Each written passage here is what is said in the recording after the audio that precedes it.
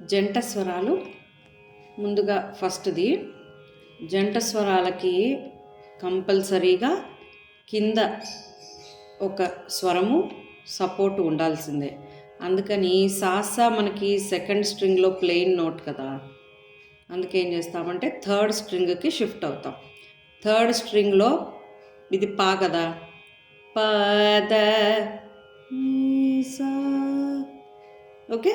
ఇక్కడ సా పట్టుకుని మిగతాదంతా వాయిస్తాం.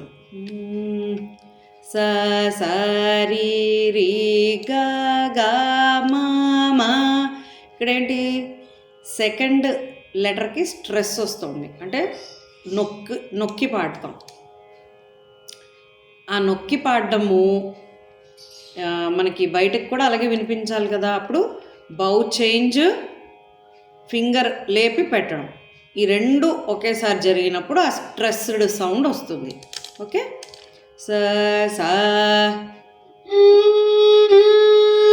మళ్ళీ నేను బౌ చేంజ్, ఈ సా ఫింగర్ తీసి పెట్టడం ఒకేసారి చేస్తున్నాను. ఓకే.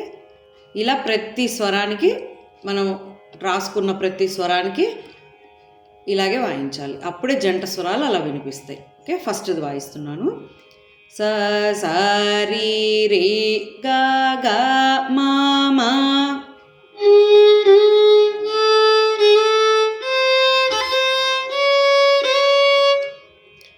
ప ప ద ద.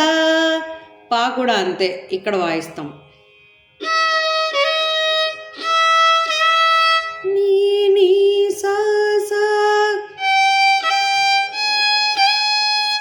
సా సా నీ నీ ద ద ప ప.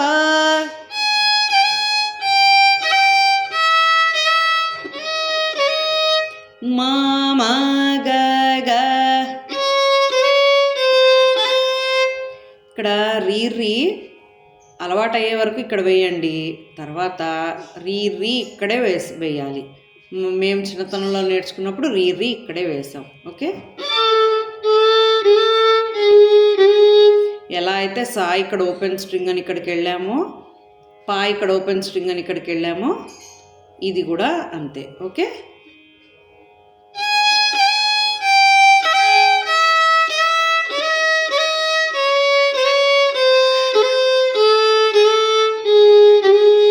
ఇది కొంచెం సులభం, ఈజీ, అందుకని ముందర ఇలా వాయించండి, తర్వాత కొంచెం కాంప్లికేటెడ్గా నేర్చుకోవచ్చు.